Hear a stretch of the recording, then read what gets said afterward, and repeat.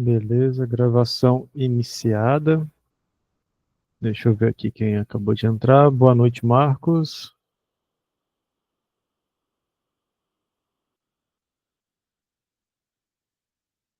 Boa noite, Jason.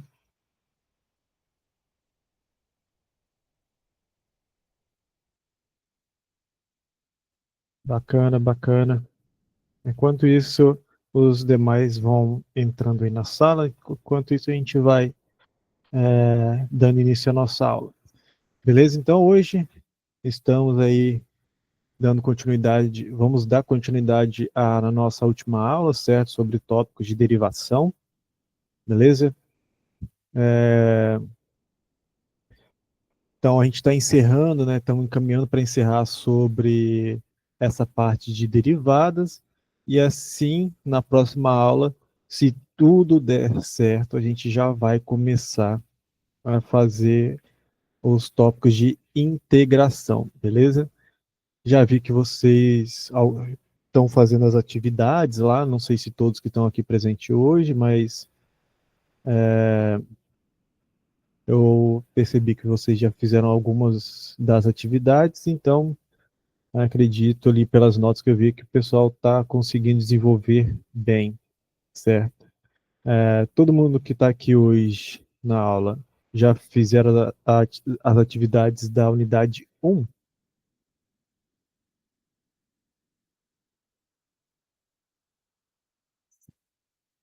Marcos ainda não. Tudo bem, só não esquecer para não perder o prazo, tá, pessoal? É, logo, logo já vamos terminar a unidade 2, então já, teoricamente, já poderiam começar ali a resolver os testes avaliativos e teste de conhecimento da unidade 2 também, ok? Para não deixar acumular. Isso, uma boa dica é tentar aproveitar essa parte ali do que vai vir os feriados, né? Dependendo aí, certamente tem os feriados, acho que lá do dia 16 ou 18, agora eu não me recordo qual dia que vai cair, para dar um gás, né? Ler o material, ver os vídeos novamente, pegar os exemplos para fazer as atividades que ainda não foram feitas. É para evitar deixar acumular tudo para o final, aí vira uma correria, certo? Para a gente sair desse curso, todo mundo sucesso, passando e tocando em frente ali, próximo curso, cálculo 2 no próximo semestre, todo mundo lá, beleza? E aí, se eu não me engano, alguns municípios também. Agora eu não vou me recordar todos, vão ter algum feriado aí já na próxima semana, talvez no dia 8, alguma coisa assim. Então, já na próxima semana já tem alguma coisa ali vocês, para quem, né, vai conseguir pegar esse feriado, né? E acho que dia 18 também ao dia 21, agora eu não me recordo, também vai ter um bom feriadão aí que dá para todo mundo aproveitar, tirar aquele descanso da semana, mas não deixar passar e poder estudar ali, ler as notas, ler a bibliografia, tá, pessoal? Queria também aproveitar aqui e alertar quem está na aula de hoje, ou quem vai assistir essa aula depois, que o nosso material lá na sala do AVA, da terceira unidade, ele está um pouquinho errado. Mas como assim errado, professor? Na hora de subir o texto, lá na aba da unidade 3, ao invés de colocar somente o texto da unidade 3, foi repetido da unidade 2. Ah, professor, mas como que eu vou fazer então para pegar esse material? Então, já vou ajudá-los aqui, para quem não percebeu isso ainda, deixar registrado aqui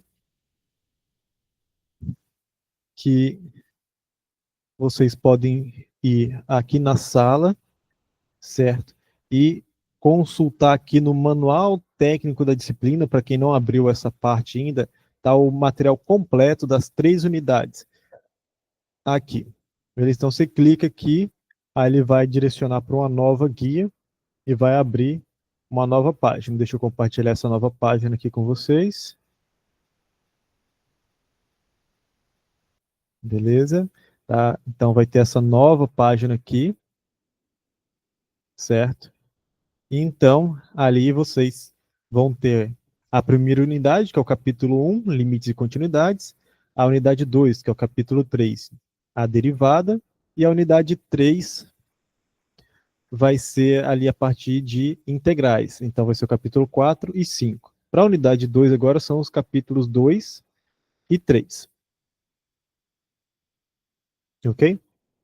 Então, basicamente é isso. Então, quando vocês forem lá na unidade 3 e não acharem o texto da unidade 3, porque vai estar o texto da unidade 2 por um errinho ali de subir o arquivo, é só vir aqui onde eu falei manual técnico da disciplina, clicar e começar a leitura ali a partir do capítulo 4, ok? E aí, só dar continuidade aos estudos, perfeito?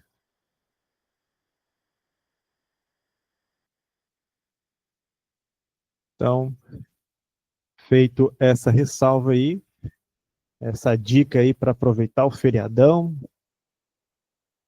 vamos dar então continuidade ao nosso curso, certo? Então, falando de derivadas, na última aula terminamos, né, falando sobre a regra da cadeia. Aí eu brinquei, né, que não é a regra da cadeia que o pessoal vai quando faz algo, faz bagunça, né? É a regra da cadeia das derivadas, ok? Então, a gente acabou ali fazendo alguns exemplos, certo? E aí a gente pode reprisar aqui algum desses exemplos, fazendo um novo exemplo aqui de regra da cadeia, por exemplo, pegar a função f de x igual a 3x ao quadrado e a função g de x igual a seno de x, ok? E aí a gente pode é, fazer a regra da cadeia com a composição dessas duas funções aí, beleza? Então, por exemplo, aqui eu posso pensar na composição f composta, ou melhor, fazer g composta com f, vai ser então g aplicado em f de x. Então, isso daqui, pensando aqui nessa função, e nessa função vai ser a função seno aplicado na função 3x ao quadrado, certo? Então, a regra da cadeia vai dizer o seguinte, então a derivada de g bola f de x vai ser a derivada de g aplicado na função f vezes a derivada de f, ok? Então, nesse caso aqui, a derivada da função seno, da função seno aqui, é a função cosseno, então seria cosseno, aplicado na função f, que é 3x quadrado. Então, é cosseno de 3x quadrado, só repete a função f. Cosseno aqui é a derivada da função seno. E agora, pela regra da cadeia, multiplicando pela derivada de f. Bom, a derivada de f vai ser 6x, certo? Pelas propriedades que a gente estudou na última aula. Então, no final, a resposta aqui dessa regra da cadeia seria 6x, que multiplica cosseno de 3x ao quadrado. Então, essa é a regra da cadeia para derivadas, certo? É muito importante, pessoal, ter essa regra em mente, porque vamos usar praticamente em todo o resto do curso essa regra da cadeia, mesmo em integrais, a gente vai precisar, de certa forma, da regra da cadeia, mas não só aqui. Em cálculo 2, vocês vão voltar a ver a regra da cadeia com uma nova roupagem, com mais variáveis. Aqui a gente só tem uma variável que é a variável x, mas lá no cálculo 2 vão ser mais variáveis. Então tem que entender bem aqui para que consiga chegar lá no cálculo 2 e entender o que, que vai estar acontecendo lá. Certo? Não é isso, não só isso. No cálculo 3, vocês também vão se deparar com regra da cadeia. Certo? Então é muito importante, em todo o ciclo do cálculo, a parte de todos os tópicos de derivação e integração vão ser muito úteis e muito utilizados. Beleza? Então eu vou apagar aqui, já está registrado em vídeo, para a gente fazer os exemplos dos tópicos de hoje. Ok? Então, o que a gente vai falar hoje é derivação implícita, certo? Tudo que a gente tem feito até agora a gente poderia estar chamando de derivação direta, que é simplesmente pegar a função e derivar, certo? Você já sabe, por exemplo, f de x igual a 3x quadrado. Você já sabe quem é a função. A função foi dada, certo? Se eu trocar o f de x por y, você já sabe qual é a relação da variável y com a variável x. Como que é essa relação? Bom, para cada x, a variável y é 3x ao quadrado. Como assim, professor? Bom, pensa assim, que x, se eu colocar x igual a 2, então como eu calculo o y? O y eu vou calcular seguindo essa regra, então seria 3. Aonde tem x eu troco por 2, nesse caso porque eu estou pegando x igual a 2, e eleva ao quadrado. Então, 2 ao quadrado é 4, 4 vezes 3 é 12. Então, essa regra aqui dá uma relação entre x e y, certo? Mas, se eu quero, então, derivar essa relação aqui, em relação a x, é uma derivação direta. Por quê? Basta pegar essa função aqui e derivar, por exemplo, usando a propriedade de derivação da função x elevado a n, certo? Onde esse n ali é um número real qualquer. Ok? Então, para achar a derivada, a gente tem usado também o símbolo de linha, né? Seria 3 que multiplica 2x elevado a 2 menos 1 da regra, né? Então seria 6 elevado a x. 6 que multiplica x elevado a 2 menos 1, que é 1. Então, só fica o x mesmo. Então, seria essa a noção de derivada direta, mas simplesmente a gente fala só a derivação. Já na questão, geralmente de derivação implícita, essa derivada direta não vai ser tão simples assim. A gente não consegue, em geral, a derivação direta, indireta, ela serve para a gente calcular a derivada de coisas que não são tão imediatas. A gente não consegue, por exemplo, explicitar quem é a função y dependendo exatamente de x, certo? Então, se a gente não consegue fazer essa separação da variável x e y nesses moldes que estavam aqui, por exemplo, é difícil, ou praticamente impossível, a gente calcular a derivada de y usando as propriedades que a gente desenvolveu até agora. Então, o que a gente precisa para calcular essa derivada? É desenvolver uma nova ferramenta, ok? Para calcular a derivada de y em relação a x, certo? Então, a gente precisa de uma ferramenta para contornar esse problema quando eu não consigo explicitar y em função de x. Então, o primeiro exemplo que a gente vai ver aqui é um exemplo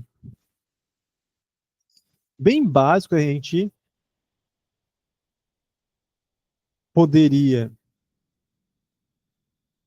resolver ele usando derivação direta, porque daria para, como eu posso dizer, para isolar y em relação a x, ok? Mas o que a gente vai fazer é, primeiro, aplicar esse exemplo para depois, então, resolver alguns exemplos mais sofisticados, vamos dizer assim, mais difíceis, onde realmente a derivação implícita seria a única maneira de resolver. Beleza? Então, vamos lá.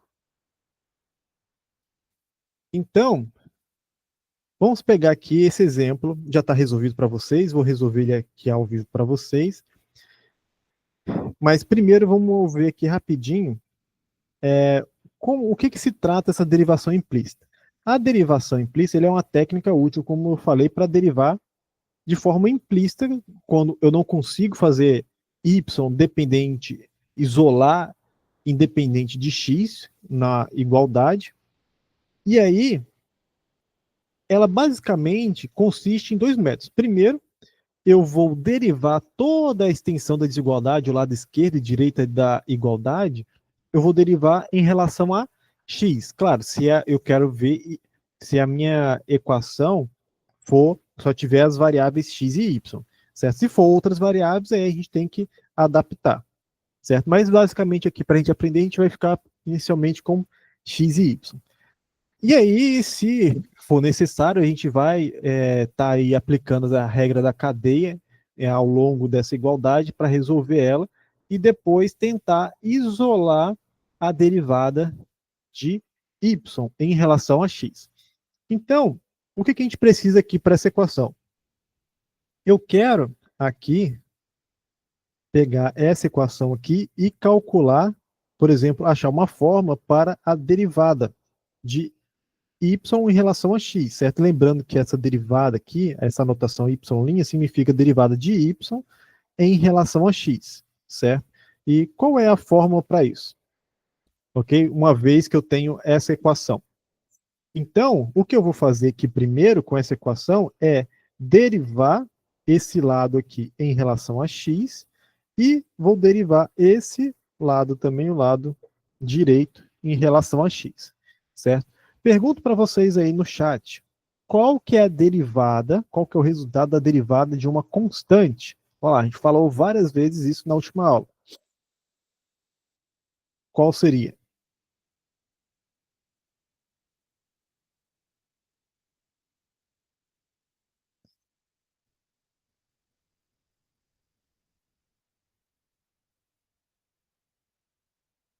Seria zero. Derivada da constante é sempre zero. Ok? Então, do lado direito aqui, daria zero. Aí aqui eu preciso calcular, certo? Como aqui, nessa parcela aqui, eu tenho uma função que só depende de x, então aqui a gente pode aplicar de fato a derivação direta, né? As propriedades que conhecemos, como é que eu posso falar? As propriedades que conhecemos de derivação que estudamos na última aula. Então, o resultado disso aqui, a derivada de x quadrado, vai ser 2x. E agora eu preciso lidar com essa parcela aqui, certo? E calcular a derivada de y em relação a x sem conhecer a derivação de y. Então, aqui, o que a gente executa, na verdade, é pensar nisso daqui, nesse termo y quadrado, como sendo uma composição. E sendo uma composição, aí a gente usa a regra da cadeia, certo? E usando a regra da cadeia, a gente obtém que esse termo aqui vira 2y, certo? Porque a função de fora aqui seria a ideia seria de x quadrado aplicado em y. Então, fica 2y vezes a derivada de y, que é o que eu quero calcular, certo? Então, basicamente apareceu o termo aqui que eu gostaria de conhecer, certo? Era a minha dúvida inicial.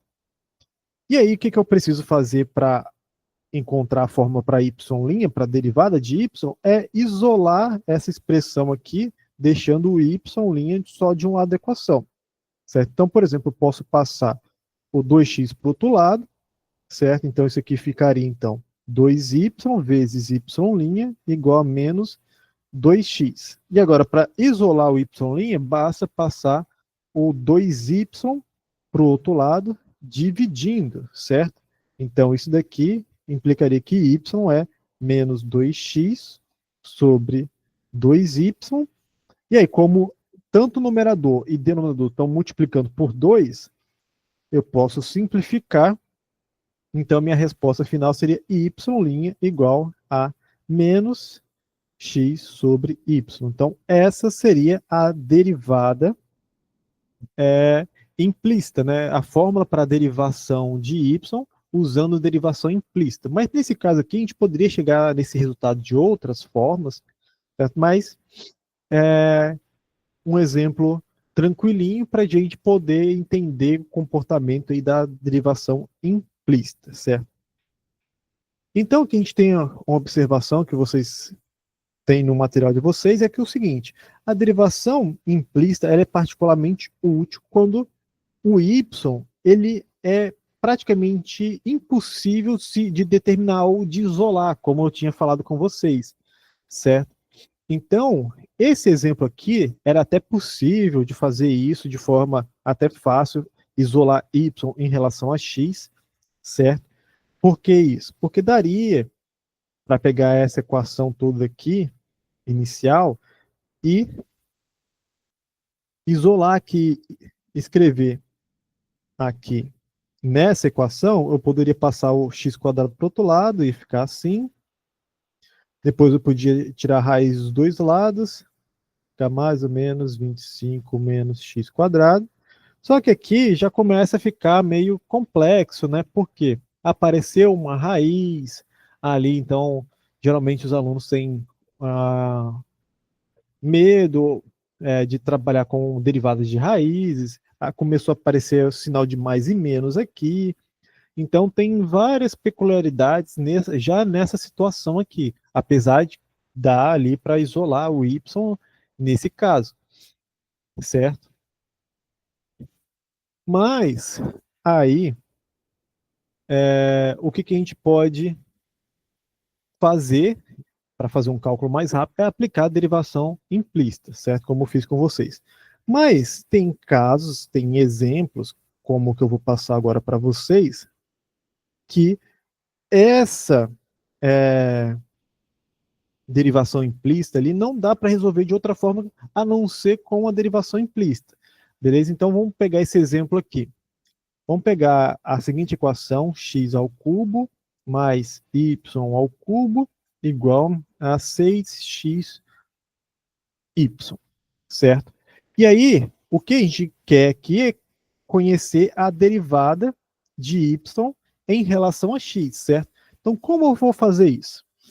Então, percebam, gostaria que vocês percebessem aqui, que não dá para fazer igual tão simples como era no exemplo anterior, passar o x para o outro lado e dividindo. Por quê? Se eu passar esse x cubo para o outro lado, eu ia ficar com y ao cubo igual a 6xy menos x ao cubo. Até aí tudo bem. Aí vocês podem falar, mas professor, aqui já tem só y desse lado, então já posso aplicar a derivação implícita ali, derivação direta. Seria correto isso? Aí entra a questão, né, pessoal? Porque desse lado aqui não tem só x. Para a gente aplicar a derivação direta, como a gente tinha feito até a aula passada, não daria para fazer. Por quê? Aqui nesse lado da igualdade tem um 6xy, então tem um y ali. Aí vocês poderiam falar, professor, então vamos tentar tirar esse y daí para deixar tudo que é y de um lado e tudo que só tem x de outro. Então, o que a gente poderia fazer? Vamos dividir dos dois lados por y ali, para cancelar esse y, e aí é sucesso. Mas, se eu divido os dois lados por y, o que eu vou ter? Desse lado aqui, usando propriedade de potenciação, seria y quadrado, até aí tudo bem, certo? E desse lado aqui, teria 6x. Opa, beleza, então, professor, sumiu com esse y aqui, né? Beleza, até aí tudo bem. Mas sobraria aqui um y, um x ao cubo sobre y. Opa, então já não ficou legal. Aí, o que vocês podem falar? Vamos passar isso de novo para o outro lado e vai virar uma bola de neve, tá, pessoal? Então, realmente existe casos que não dá para fazer esse tipo de solução sem passar pela derivação implícita. Ok? Então, qual é a tática aqui?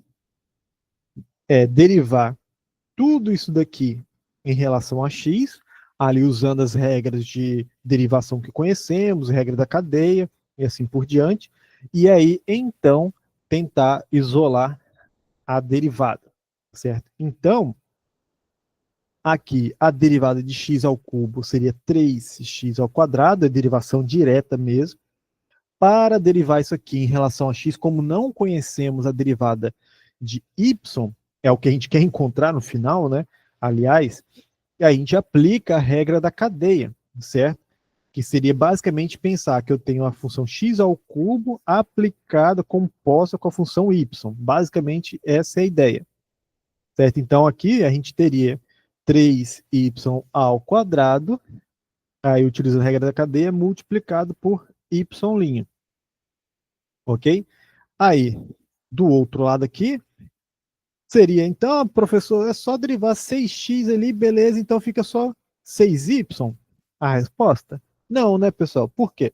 Porque ali eu tenho um produto, apesar de aparecer um 6xy e só isso, né? Então só deveria derivar em relação a x, então o y eu ignoro, posso repetir ele? Não, simplesmente, né, pessoal? Porque é o seguinte, na derivação implícita, eu quero calcular a derivada de y em relação a x, mas a minha função y, ela é uma função que, apesar de eu não conhecer a lei de associação entre x e y, ela é uma função de y.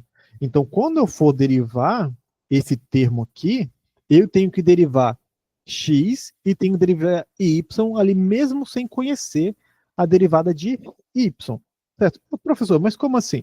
Então, bom, nesse aspecto, eu tenho que ver que 6 é um número constante, x, então, é uma função, e y é uma outra função de x. Certo? Então, o que eu tenho que fazer aqui é aplicar a regra do produto para x e y, para esse produto. Então, na regra do produto, eu derivo 6y e multiplico por... Desculpa, derivo 6x e multiplico por y, então dá 6y, mais agora a derivada de y, que é y', e multiplico por 6x. Então, basicamente, é isso. Então, onde que apareceu o y' aqui? Aqui e aqui. Então, a ideia agora é, tudo que tem y' você deixa de um lado da igualdade e tudo que não tem y' você passa para o outro lado da igualdade. Ok?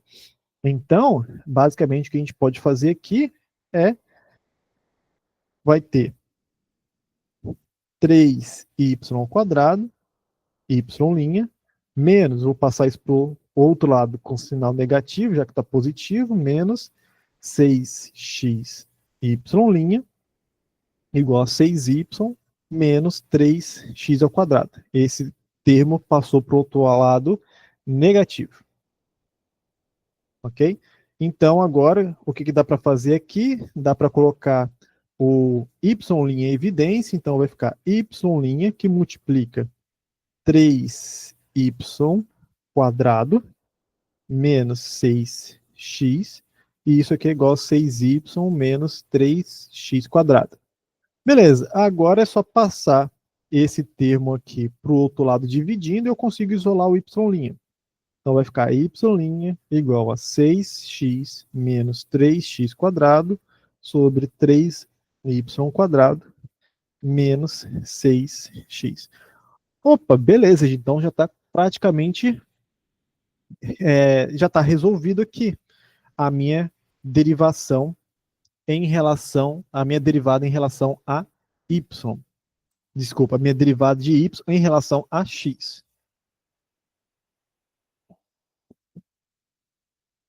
Certo? Então, essa daqui seria a lei que associa a minha função. Ah, professor, mas ficou com y aqui. Aqui não era x, aqui era y, tá, pessoal? Só acertando aqui. 6y. Então, aqui ficou y² e y aqui. Não tem problema, então, professor? Não, não tem problema, pessoal. Geralmente, principalmente nesse caso aqui, como a gente não consegue isolar y em função de x, a gente não consegue realmente tirar daqui, mas eu tenho uma fórmula fechadinha agora, dependendo ali de x e y, para calcular a derivada dessa função. Beleza? Então, por exemplo, se com essa função aqui, a gente poderia fazer a seguinte brincadeira. Se eu pegasse um ponto, vamos dizer que um ponto 3 e 3, ok? E falasse que esse ponto satisfaz essa equação, então, o que aconteceria aqui é que eu poderia, então, com essa derivada aqui e com esse ponto, calcular a equação da reta tangente à função, a essa equação aqui, neste ponto, só com essa informação e essa informação. Beleza?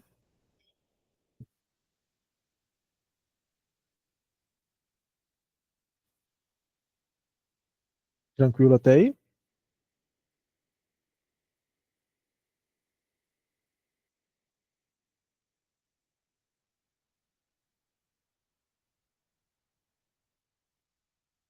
Então, basicamente isso aqui resolve esse exemplo que eu tinha deixado para vocês. Ok? É um exemplo bem parecido. Todo mundo conseguiu entender? É muito importante que a gente consiga entender esse processo, tá, pessoal? De derivação, regra da cadeia e derivação implícita. Antes da gente passar para o próximo tópico. A Beatriz ali falou que tá tudo ok. Maravilha. Minha xará de sobrenome ali. Nem sei se isso existe. Então, se tá tudo bem para todo mundo, vou passar para o próximo tópico. O que não pode é deixar dúvida para depois. Depois a gente também vai, depois no final da aula, vamos ter também um momento ali para tirar dúvidas, como nas últimas aulas, ok? Então, quem não quiser perguntar agora, pode também aproveitar o final da aula para tirar suas dúvidas, beleza? Então, a partir de agora, a gente vai falar de algumas aplicações das derivadas, né? E a ideia, a partir daqui, é usar a derivação, ela tem várias aplicações, certo? A partir de uma função, e com a noção de derivada, a gente pode, por exemplo, justificar por que, que a parábola é daquele formato de parábola. Claro que tem outras justificativas geométricas, ou porque a função seno, cosseno tem aqueles gráficos, certo? Por que, que a função modular, módulo de x, tem aquele gráfico e assim por diante, certo? Tem algumas, o que a gente diz é o seguinte, como que o estudo das derivadas, eles afetam, né, o gráfico das funções.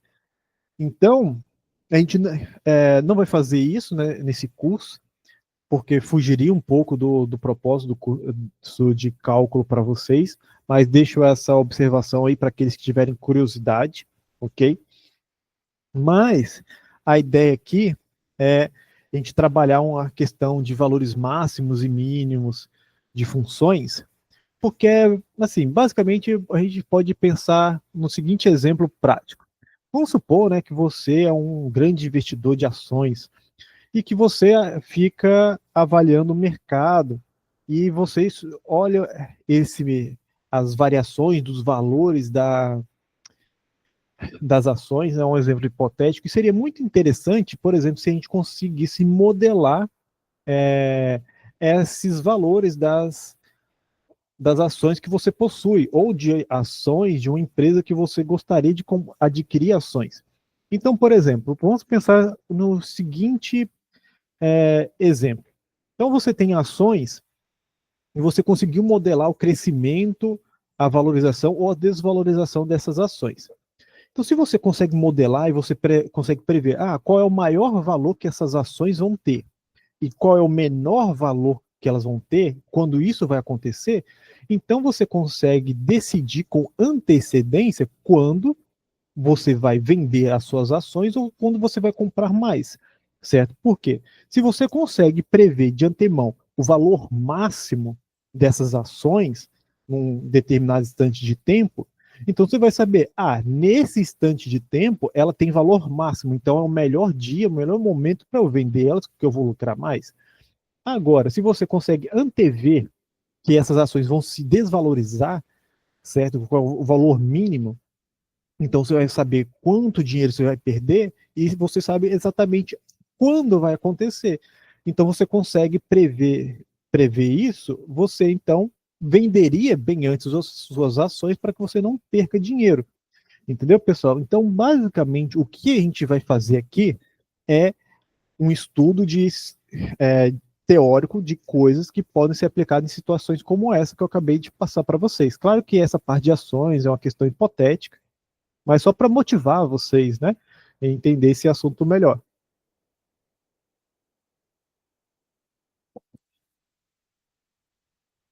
Então, vamos lá. Então, pensando nessa questão de máximos e mínimos, vamos falar de extremos de uma função, ok?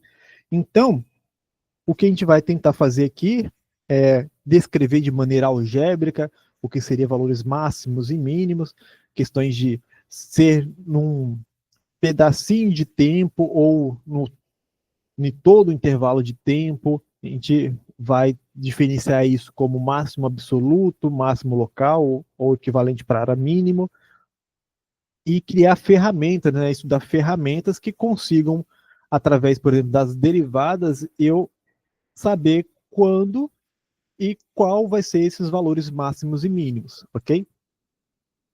Então, primeiro vamos entender ali o que é o valor máximo e mínimo de uma função. Então, o valor máximo de uma função, máximo absoluto, e quando eu falo máximo absoluto, a gente está falando de máximo absoluto, a gente está pensando em todo o domínio da função. Então, o máximo absoluto da função é todo o domínio ali que eu estou estudando, certo? Então, o máximo da função, esse f de c aqui, ele vai ser o máximo absoluto se ele satisfizer essa desigualdade para todo x naquele domínio que eu estou estudando. Ou seja, o que, que significa isso? Essa desigualdade aqui quer dizer para a gente o seguinte: f de c é o maior valor possível que a minha função vai assumir dentro desse domínio, dentro desse conjunto D, certo?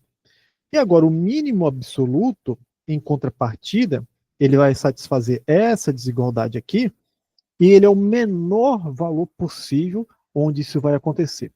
Então, tem uma ressalva aqui, pessoal. Essas questões de máximos e mínimos, elas dependem muito da função, mas dependem muito também do domínio que você está avaliando.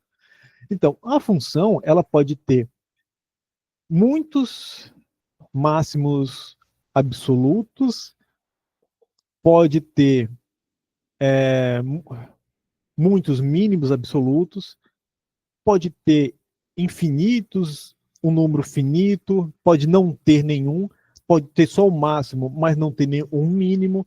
Então depende muito de quê? Da função e do domínio.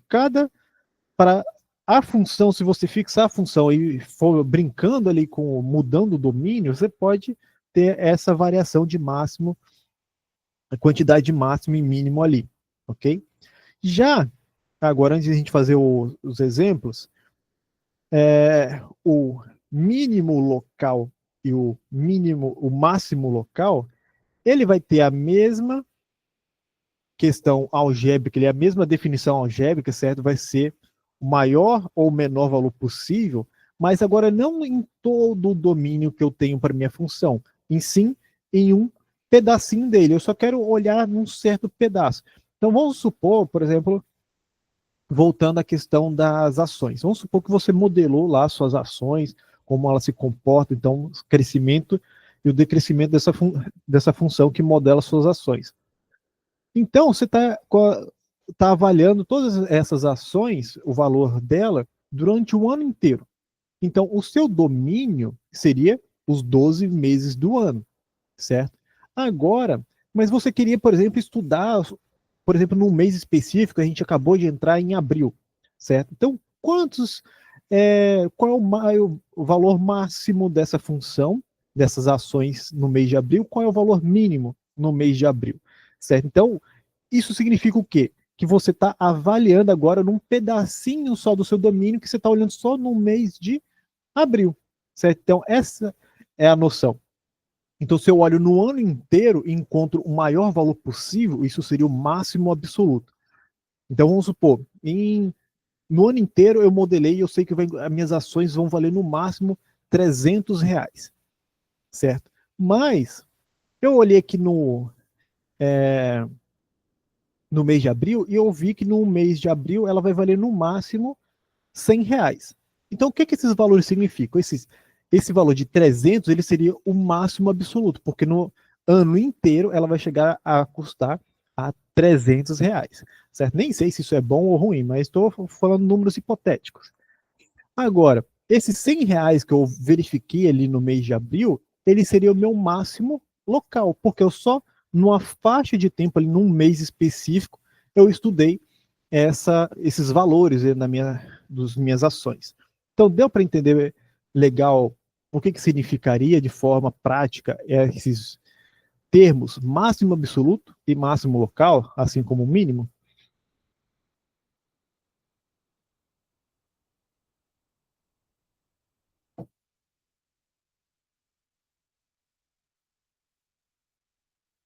Beleza, bacana. Então, mas basicamente, o que isso se reflete, né, no gráfico da função? Então, basicamente, se eu desenhar aqui o meu plano cartesiano,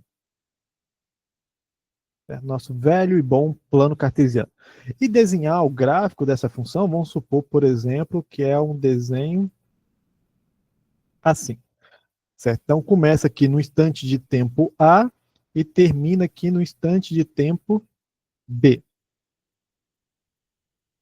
ok? Então, o meu domínio aqui seria o intervalo de A até B, certo? Seria o meu D.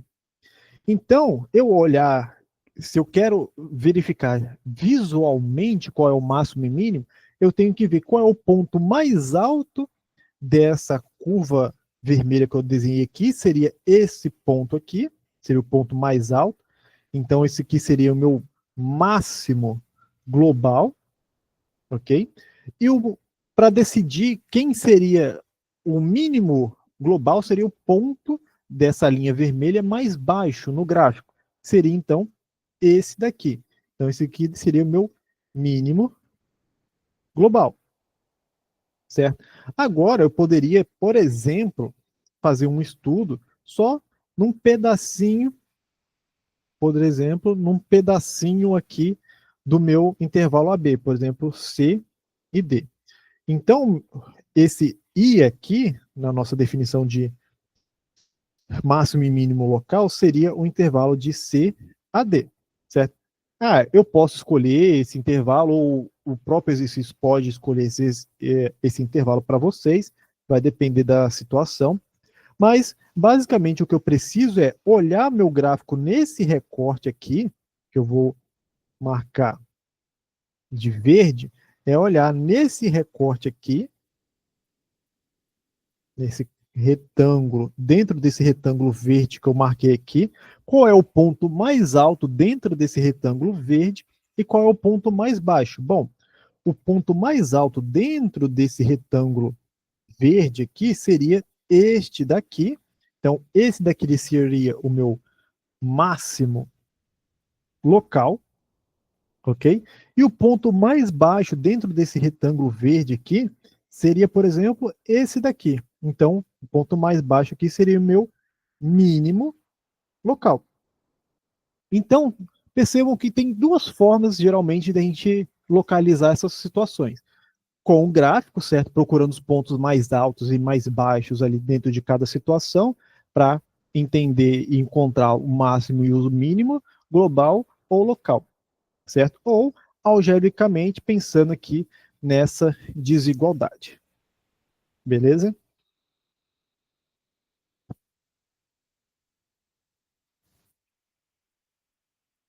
Então, pensando é, nessa situação, a gente tem o teorema do valor extremo, certo?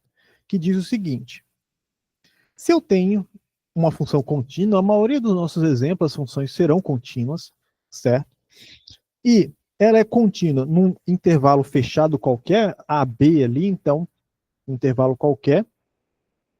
Então, se a minha função é contínua num intervalo fechado, o teorema do valor extremo vai dizer que a minha função assume um valor máximo e um valor mínimo absoluto dentro desse intervalo, certo? Então, esse aqui é um teorema bastante forte, pessoal, que está dizendo que para funções contínuas dentro de intervalos fechados, sempre existe um máximo e um mínimo absoluto, certo? Dentro desse intervalo, ok? E aí é o seguinte, é muito importante que o intervalo seja fechado. Ah, professor, mas se for um intervalo aberto, ou aberto à direita ou à esquerda, aí o teorema não garante que vai ter um máximo e um mínimo absoluto, certo? Precisa que o intervalo seja fechado. Pode ser que tenha, pode ser que não tenha, caso o intervalo não seja fechado. Tudo bem? Então, basicamente, essa é a grande ressalva. E aí, então, lembra que eu falei dos exemplos das ações, que eu gostaria, né, de saber quando que as ações vão custar mais, quando vão custar menos? Então, eu gostaria de ter uma, já que eu consegui, entre aspas, no meu exemplo, modelar o valor dessas ações, o comportamento dessas ações, eu gostaria, então, de ter uma ferramenta algébrica para encontrar, né, esses máximos e mínimos. Então, para encontrar o máximo e o mínimo de uma função, na verdade, a gente vai buscar os pontos que são chamados de pontos críticos da minha função. O que são os pontos críticos da minha função?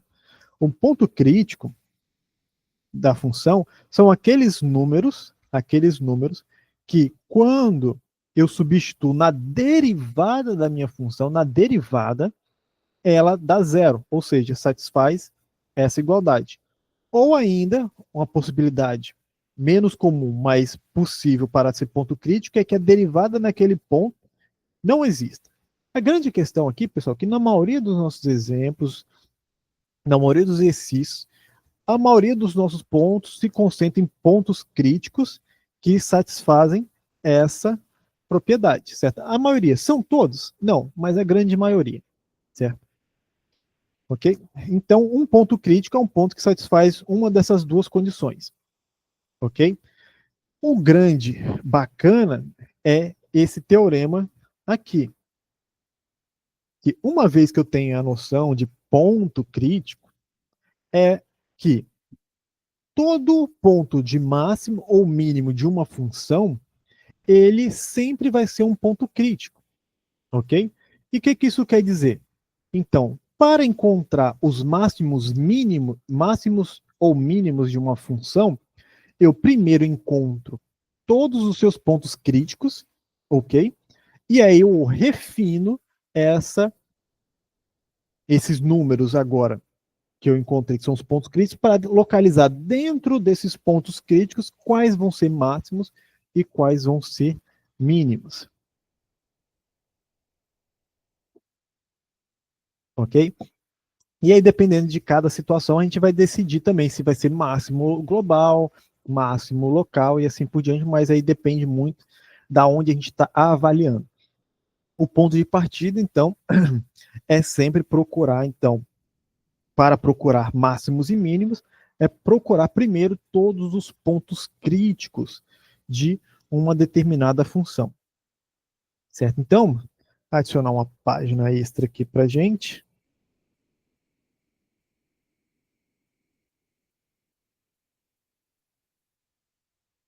Fazer alguns exemplos, certo? Com mais espaço. Então, por exemplo, aqui, vamos pegar a função f de x igual a x ao cubo menos 3x quadrado mais 1. O que a gente quer é encontrar os pontos, pessoal.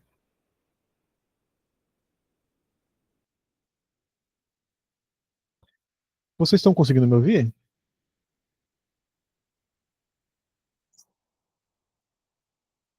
Falem para mim aí que parece que travou aqui, ó.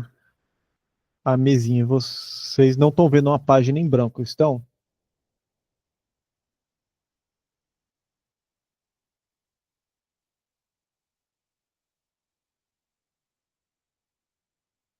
Deixa eu parar de compartilhar e compartilhar de novo.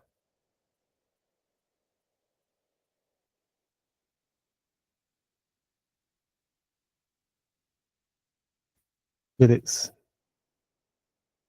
É que eu já estava nessa página e não sei por que não apareceu para vocês. Deixa eu ver. Agora está indo. Ok. Então, depois desse problema estranho aí, voltou ao normal aqui. Beleza. Então, basicamente é pegar essa função aqui e tentar encontrar os pontos críticos. Bom, encontrar os pontos críticos é encontrar valores de x, ou melhor, valores de c, onde a derivada dá zero, ou a derivada não existe. Certo? Mas, por exemplo, essa função aqui é uma função polinomial, a derivada existe em todos os pontos. Então, esse caso aqui nem acontece. A pergunta é, quando isso vai acontecer então? Se é que acontece. Pode ser que não aconteça. Ah, professor, tem coisas aqui que não tem pontos críticos, é isso mesmo? Sim, depois a gente pode fazer um exemplo sobre funções que não têm pontos críticos, por exemplo. Ok? Então, vamos aqui. O primeiro passo, então, para calcular os pontos críticos é calcular a derivada dessa função. Então, vou derivar essa função aqui em relação a x. Então, essa daqui, a derivada dá 3x ao quadrado. Esse termo aqui dá menos 6x. E esse termo aqui, como é constante, dá zero. Então, a derivada fica só desse jeito. Então, para calcular a derivada parcial, a, o ponto crítico, eu preciso igualar isso daqui a zero. Ou seja, preciso resolver a equação 3x ao quadrado menos 6x igual a zero. Certo? O bom disso, pessoal, é que aqui já é uma equação do segundo grau. Então, a equação do segundo grau, tecnicamente, sabemos resolver, né, lá do ensino médio, ou pelo menos algo mais recente de fundamentos de matemática, ok? Então, basta usar Bhaskara, certo? Então, aqui para facilitar, dá para simplificar esse 3 aqui, dividir por 3 toda essa equação aqui, e então a gente teria x ao quadrado menos 2x igual a zero. Dá para usar Bhaskara aqui, mas esse exemplo se apresenta para a gente de uma forma que a gente pode fazer um pouco diferente aqui. Nesse caso, bem específico, certo? Deixando claro que é bem específico, dá para colocar o x em evidência e ter esta expressão. Então, resolvendo essa expressão aqui, pessoal, a gente vai encontrar, então, a resposta aqui, que x ou ele é zero, que são quais são os dois valores de x aqui que anulam essa expressão. X igual a zero ou x igual a 2. Bem, são as duas respostas que encontraríamos, evidentemente, se usássemos a fórmula de Bhaskara, tudo bem? Então, nesse caso específico aqui, como não tem o termo constante lá da equação quadrática, então dá para fazer essa técnica aqui. Okay? Sempre que não tiver o termo constante. Ah, quem é o termo constante, professor, que você está falando? É o C, certo? Na parábola seria o C. Se o C não está ali, então dá para colocar isso aqui, o x em evidência, e ter essa expressão aqui para resolver, certo? Então vai ficar mais simples. Foi essa técnica que eu usei agora e deixo aí para vocês pensarem nela depois. Ok? Então eu achei aqui dois pontos críticos da minha função. Por exemplo, eu posso ter funções que não têm pontos críticos. Por exemplo, vamos pegar a função aqui, g de x igual a 5x. Certo? A derivada de g é simplesmente 5. Bom, 5 nunca vai ser zero, certo? Porque ele não tem nenhuma variável, e 5 não pode ser zero. Então, essa função aqui, a função g, implica que a função g não tem pontos críticos, ok? Porque ali não tem como igualar, isso aqui é sempre diferente de zero. Aqui, nesse caso aqui, F tem 2 pontos críticos. X igual a 0 e x igual a 2. Então, aí, uma forma de a gente calcular os pontos críticos das funções. Beleza? Tudo bem até aí?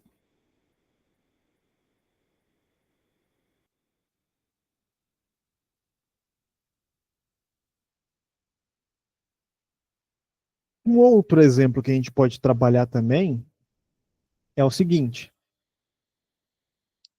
Vamos pegar a função h de x aqui como módulo de x, certo? Bom, módulo de x, ela é definida como x se o x for maior ou igual que zero e menos x se o x for estritamente negativo, certo? Então, temos essa função aí.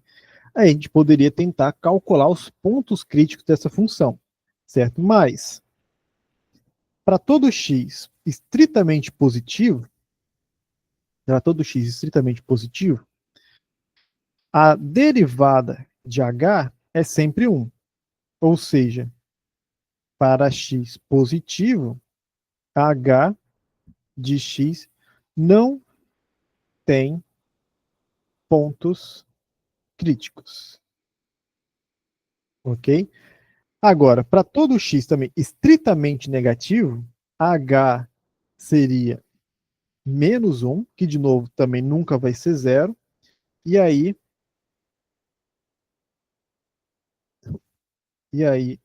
isso daqui também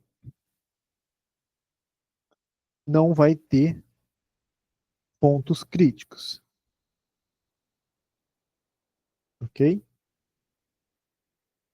Não teria pontos críticos. Ah, professor, então a função módulo de x não tem pontos críticos? Não, ainda não terminamos de avaliar todo o domínio da função h, certo? Avaliamos para maiores estrito que zero, menores estrito que zero, e ficou faltando agora para x igual a zero, certo? Então, para x igual a zero, a gente não vai ter derivada. A galinha de x não existe para x igual a zero. Ou seja, pela definição, então, pela definição de quê? De pontos críticos, x igual a zero é ponto opa, crítico de módulo de x.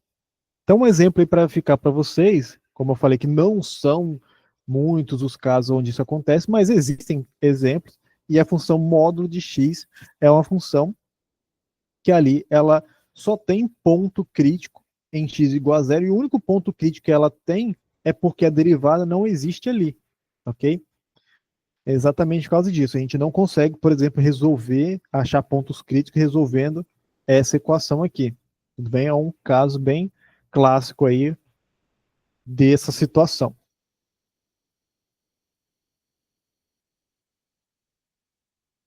Ok? Tranquilinho?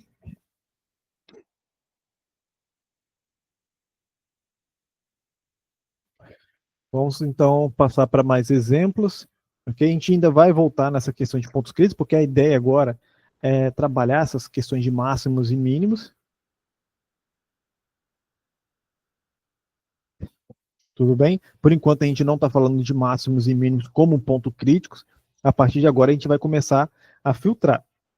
Tudo bem? A única coisa que a gente acabou de fazer é mostrar que máximos e mínimos locais são pontos críticos, mas é importante ressaltar que nem todo ponto crítico vai ser um máximo ou um mínimo, certo? A única coisa que a gente pode afirmar é máximos e mínimos são pontos críticos, mas nem todo ponto crítico vai ser um máximo ou um mínimo, ok? Então é muito importante ter isso em mente.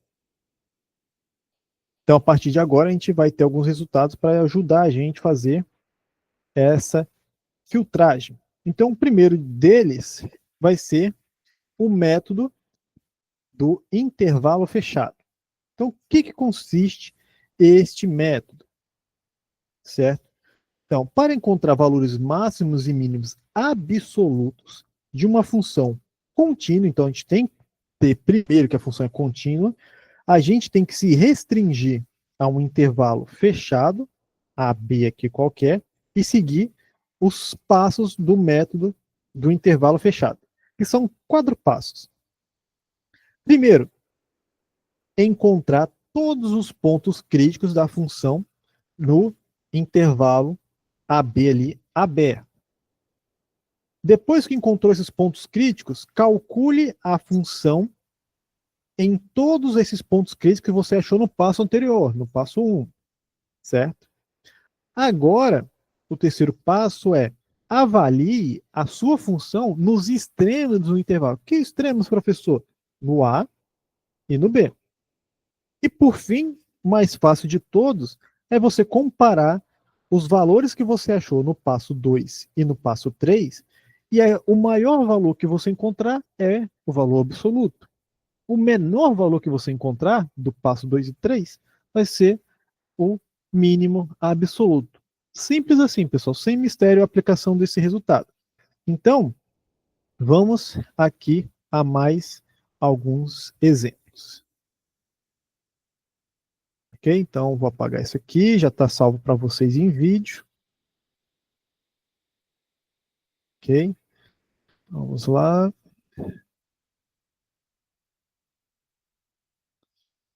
Beleza. Então, vamos fazer um exemplo aqui para a gente aplicar o método do intervalo fechado. Tudo bem? Então, vamos pegar aqui de novo uma função. Vamos pegar uma função polinomial, certo?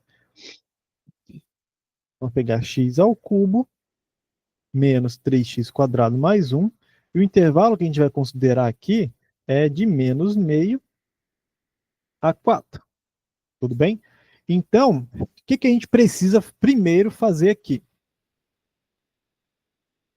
O que a gente precisa primeiro fazer aqui é o primeiro passo. Qual é o primeiro passo, pessoal? É calcular os pontos críticos. Beleza, então dentro dos pontos críticos, o que é a primeira coisa a se fazer? Derivar a minha função. Então, vou derivar a minha função f de x aqui. Beleza? Então, isso aqui vai dar 3x quadrado menos 6x. Coincidiu com o exemplo anterior, então é até bacana que a gente já vai ter de antemão aqui, os pontos críticos, certo? A gente acabou de resolver ali que os pontos críticos eram x igual a 0 e x igual a 2, certo? Então, esses são os pontos críticos. Vou até colocar aqui, primeiro passo. Então, o segundo passo, o que é? É calcular a minha função nos pontos críticos, f aplicado em 0 e f aplicado em 2. Professor, então eu vou substituir aqui 0 e vou colocar 2 aqui também? Não. Você vai substituir na função, não na sua derivada. Então, você vai substituir nessa função aqui. Ok? Então, aonde tem x aqui, eu vou substituir por 0. Então, 0 ao cubo, menos 3, que multiplica 0 ao quadrado, mais 1. Isso aqui deu 1. Beleza, guarda essa informação para mais tarde. Agora, aonde tem 2, aonde tem x aqui, eu vou substituir por 2, porque eu estou aplicando f em 2. Então, eu vou substituir aqui e aqui. Então, 2 ao cubo, menos 3, 2 ao quadrado, mais 1, certo? Então, aqui a gente tem 2 ao cubo, vai ser 8. 8 menos 3, que multiplica 4, 12, mais 1, certo? Então, isso aqui vai dar menos 3. Guarda essa informação, então, esse 1, opa, guarda esse 1 aqui para mais tarde e esse menos 3 para mais tarde. Vamos para o passo 3 agora. O que é o passo 3, professor? O passo 3 é um dos mais tranquilinhos. Então, o passo 3, eu só tenho que saber quem é o A e quem é o B, né? Então, o A aqui vai ser meio, que é o menos meio, que é a parte de baixo do intervalo, e o B vai ser 4 por causa disso aqui. Então, esse aqui é o A, e esse daqui seria o B. E o que eu tenho que fazer com isso, então, professor? Jogar fora? Não, não. Vou avaliar esses valores na função, assim como pede, né? Como pede o passo 3. Então, vou calcular f de menos meio, certo? Isso daqui, então, onde tem x, eu vou substituir por menos meio. Então, vai ficar menos 1 sobre 8, menos 3, 1 sobre 4, mais 1, ok? E isso daqui vai dar 1 sobre 8. Então, guarda essa informação por enquanto e já vamos usar ela. Guarda essa informação aqui. E agora eu vou calcular f em 4, que vai ser 4 ao cubo menos 3, que multiplica 4 ao quadrado é 16, mais 1. Isso aqui vai dar 17. Ok? Então, guarda essa informação aqui. Então, concluir o passo 3. Vejam que os passos desse teorema, ele é bem tranquilinho, né? É basicamente uma receitinha de bolo, um manual de instruções nu e cru, ok? Então, você segue cada passo conforme está falando, e aí é sucesso. Então, no final, o quarto passo é comparar os valores que a gente encontrou no passo 2 e no passo 3. Bom, qual é o maior valor que a gente vai encontrar aqui? Bom, o maior valor é 17. Então 17 é o máximo absoluto da minha função, certo? E aí o menor valor vai ser o mínimo, e o menor valor então é menos 3. Então menos 3 é o mínimo absoluto da minha função. Beleza? Então percebe que esse exemplo aqui ele é bem redondinho. Por quê? Porque mostra para a gente que o máximo ele pode acontecer no passo 2 ou no passo 3, um em cada passo. Também pode acontecer que tanto o máximo e o mínimo poderiam estar só no passo 2 ou só no passo 3. Então tem todas essas questões aí, tá, pessoal? Então, todas as possibilidades. E não tem. O grau de aplicação é bem tranquilo, assim, certo? Todos os passos aqui, talvez o que é mais difícil em geral é encontrar os pontos críticos, tá bom? Mas aí é só derivar e aplicar as propriedades ali da função que aparecer. Nesse caso, que é uma função quadrática, é simplesinha de encontrar os pontos críticos. Tudo bem? Deu para pegar esse exemplo?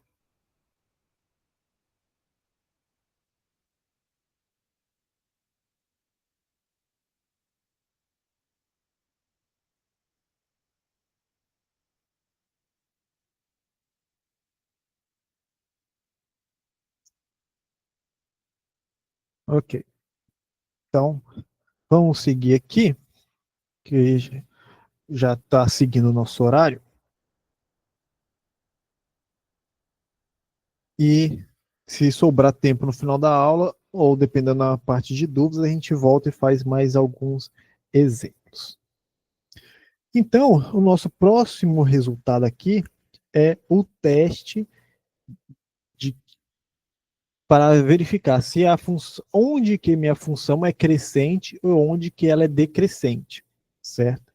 Então, usando a noção de derivadas, a gente pode saber em quais instantes de tempo, quais intervalos a minha função vai estar crescendo e quais momentos, né, a função vai estar decrescendo. E, de novo, por que isso é interessante? Porque saber em que instante de tempo a minha função vai crescer ou decrescer, voltando, por exemplo, das ações, eu posso decidir, né? Bom, eu sei que as ações aqui, se eu modelei agora nesse intervalo aqui de mês de abril para maio, então a função vai estar crescendo, as minhas ações vão estar subindo, certo? Mas ali em dezembro, novembro, elas vão estar decrescendo. Então, se a gente consegue modelar o valor dessas ações, a gente consegue, usando derivadas, decidir se a minha função está crescendo ou decrescendo. E como que eu verifico isso? Bom, primeiro a gente precisa olhar esse crescer e decrescer em momentos. Momentos aqui para a gente refere-se a intervalos, intervalo A e B, certo? Intervalo de números reais, certo? Então, se eu pego um intervalo e vejo que a minha derivada é positiva, tem sinal positivo dentro desse intervalo, então eu posso falar que a função está crescendo, certo? Ou seja, se eu tenho lá a modelagem das ações da minha empresa e eu peguei essa função que modela o valor das ações e eu vi que ali de abril a maio a derivada dessa função está sempre positiva. O que eu posso dizer? Bom, as minhas ações estão crescendo, que é uma beleza. Então, sucesso. Bom, mas agora você foi lá e derivou sua função e viu que nos meses de novembro a dezembro, o sinal da sua derivada ali, dessas ações, está com sinal negativo. Então, os valores vão estar decrescendo naqueles 2 meses. Então, opa, então antes de novembro eu já vou começar a vender essas ações. Então, funciona basicamente nessa ideia aí, tudo bem, pessoal? Como que a derivada funciona ali, a aplicação do sinal da derivada, beleza? Então, para a gente evidenciar de forma algébrica aqui, vamos voltar aqui para os nossos exemplos, certo? Então, isso já está salvo em vídeo para vocês repetirem depois. Vou apagar aqui por simplicidade. Aqui também. Beleza, então vamos pegar uma função aqui. Por exemplo, agora eu vou pegar uma de grau 4 para ficar bem bacana. 3x à quarta menos 4x ao cubo menos 12x ao quadrado mais 5. Então, eu quero saber onde que essa função de grau 4, que é um polinômio, onde que ela cresce e onde que ela decresce. Para saber isso, pessoal, eu preciso encontrar onde que essa função vai ser positiva e onde que ela vai ser negativa. Mas quem? A função ou sua derivada? Sua derivada. Então, se é a derivada, eu preciso calcular ela. Certo? Então, calculando essa derivada aqui, vai ser 12x ao cubo menos 12x ao quadrado menos 24x. Certo? Opa, tem 12, 12 e 24, que no fundo é um 12 escondido, certo? Então dá para simplificar isso aqui, colocar em evidência o 12, o x também, e aí ficaria então x ao quadrado menos x menos 2. Resolvendo essa função quadrática aqui, dá para reescrever isso aqui melhor ainda, como 12x, que multiplica agora x menos 2 e x mais 1. E aí, pessoal, a dica de $1 milhão aqui. Quando a gente vai estudar o sinal da derivada, ou de qualquer função que seja, a gente quer estudar o sinal dessa função, o melhor dos mundos para se fazer o estudo do sinal, quando ela é positiva e quando ela é negativa, é reescrever essa função como produto. Nossa, professor, mas por que produto? Que aleatório. Então, é porque, pessoal, como produto, a gente pode fazer aquela brincadeira de regra de sinal. Mais vezes mais é mais menos vezes menos é mais vezes menos é menos e vice-versa. Então, essa é a ideia aqui. certo? Então, reescrevendo essa função derivada como esse produto, a gente vai analisar agora por meio de tabelas, certo? Para quem gosta de tabelas, vai adorar essa parte. Então, vamos lá. Então, vou fazer uma tabelinha aqui, tentar pelo menos fazer uma tabelinha aqui,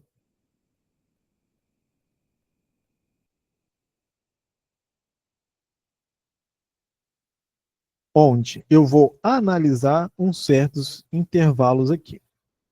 Então, primeiro aqui eu vou analisar o sinal da função 12, da função 12x, que é esse pedaço, da função x menos 2 e da função x mais 1, certo? E aqui vou falar o sinal do produto resultante, certo? Que então seria o sinal de f' de x. E aqui eu vou fazer uma separação de intervalo. Tá difícil. Intervalo, ok? Então, primeiro de tudo, eu vou começar com o sinal dessa função, dessa função, dessa função separadamente e vou montar aqui. Então, para x menor que menos 1, depois para x entre menos 1 e 0, depois x entre 0 e 2 e x maior do que 2.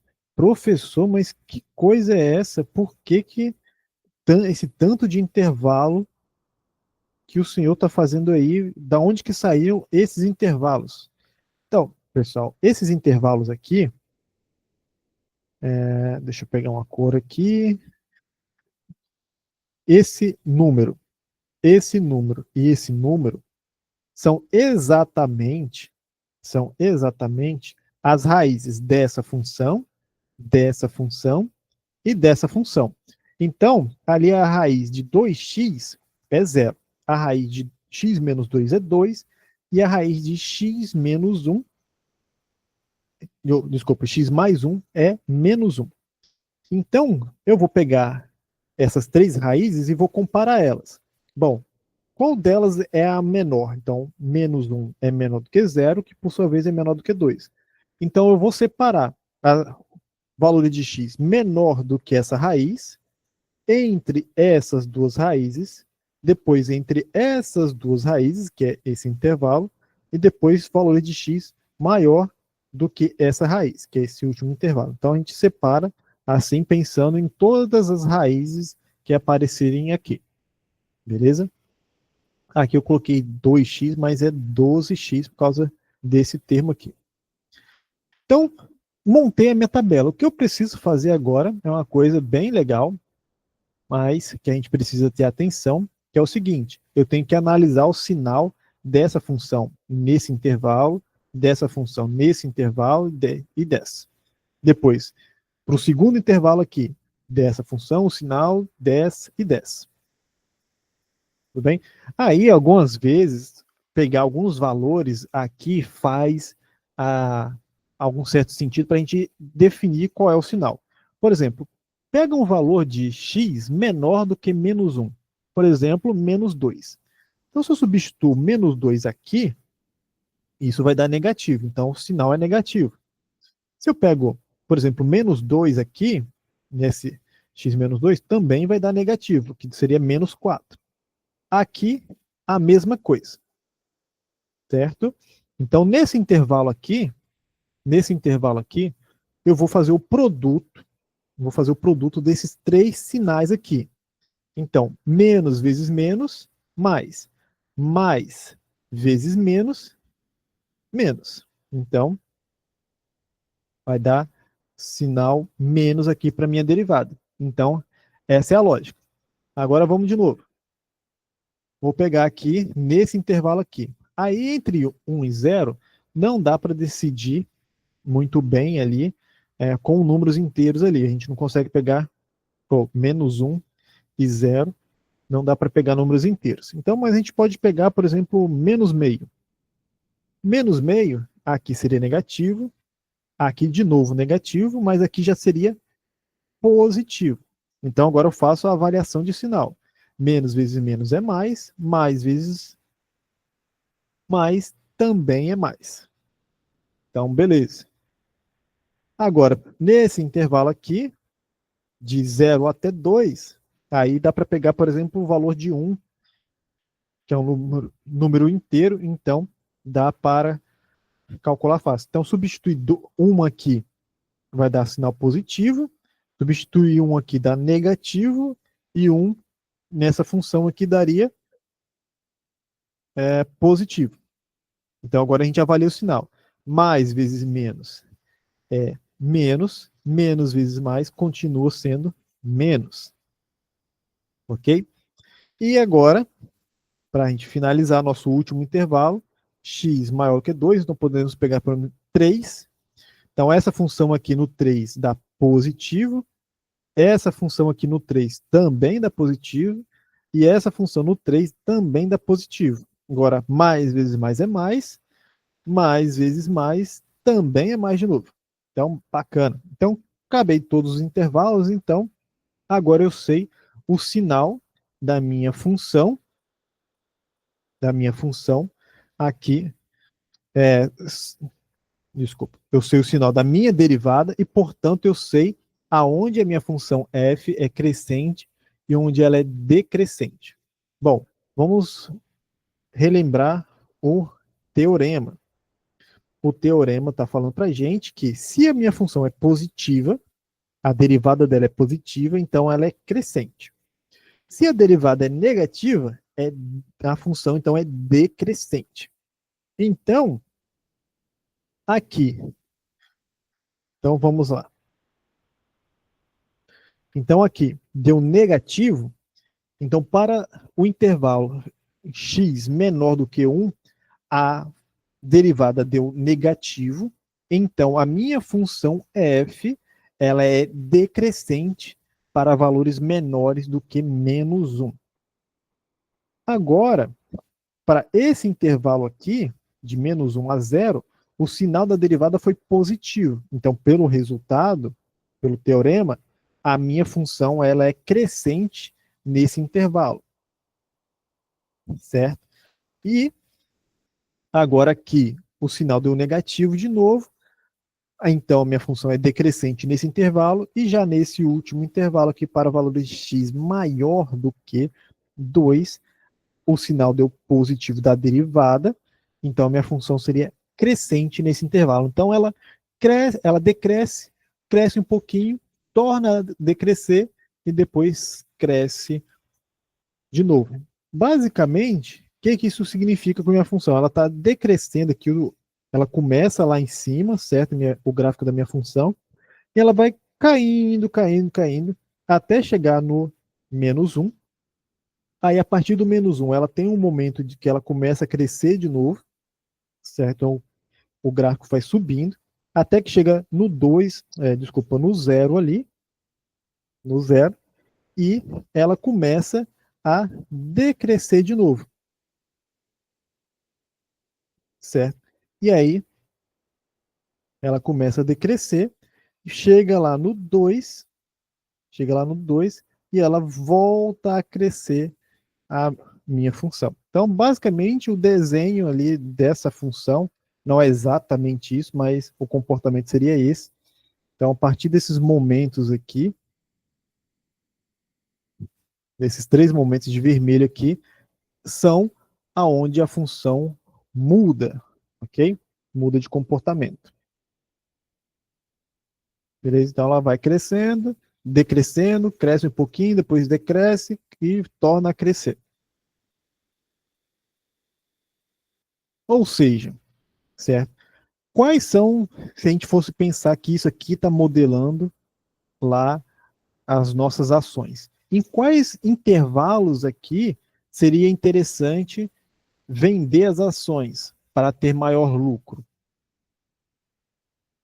Então, seria nesse intervalo aqui e nesse intervalo aqui, como as ações estão subindo, então você vai poder saber ali que nesses intervalos suas ações estão com saldo positivo, estão sendo valorizadas, então se você vender ali, você vai ter um lucro considerável. Agora, nesse intervalo aqui, nesse e nesse, por exemplo, as suas ações estão desvalorizando, certo? Então, não é legal, por exemplo, vender nesses dois intervalos aí, porque suas ações estariam valendo menos, certo? Então, tem essas aplicações. Tudo bem até aí? Deixa eu ver como é que tá aqui. Chat, tá tranquilo.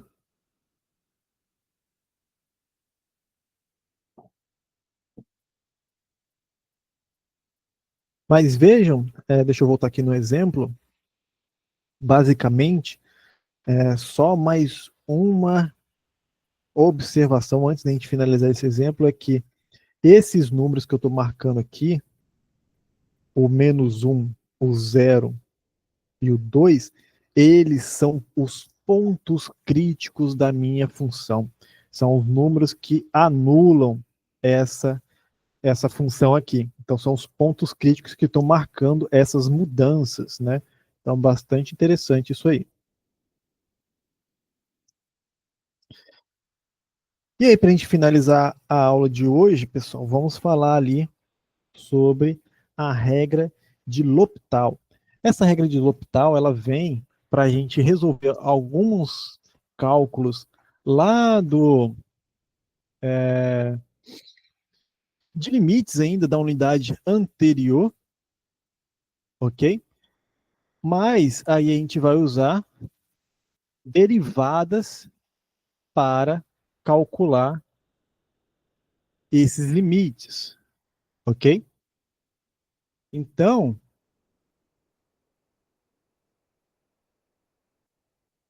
e aí não só isso, né? A gente não vai ficar só em calcular esses limites, mas também vamos, como eu posso dizer, resolver alguns tipos de indeterminações. Por exemplo, indeterminações do tipo 0 sobre zero. Tipo, a gente aprende lá no ensino médio, né, que, ah,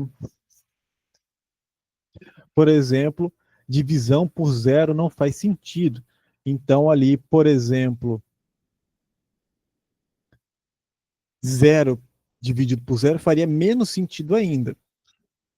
Mas quando a gente ouve essa frase, né, basicamente o que a gente fala, o professor fala, isso é uma indeterminação, você ignora isso e segue sua vida. Basicamente, o que a gente vai fazer aqui agora é entender como resolver essas indeterminações e por que esse nome de indeterminação, certo? Basicamente, essas recebe esse nome de indeterminação, principalmente aqui no limite, porque algumas expressões elas podem ter um valor, por exemplo, zero sobre zero dentro dos limites, ele pode ser, por exemplo, 1, mas em outras situações pode ser -3, pode não existir e assim por diante. Então, para cada situação, essa expressão pode ser um valor ou outro, ou não significa nada. Então, por isso que é a ideia de indeterminação, beleza? Então, a regra de L'Hopital vem para ajudar a resolver essas situações. Então, duas situações básicas da regra de L'Hopital. Expressões como zero sobre zero ou infinito sobre infinito. Ou seja, limite de funções que vão para o infinito e dividido por limite de funções que estão indo para o infinito. O que a regra de L'Hopital diz quando a gente está em uma dessas duas situações?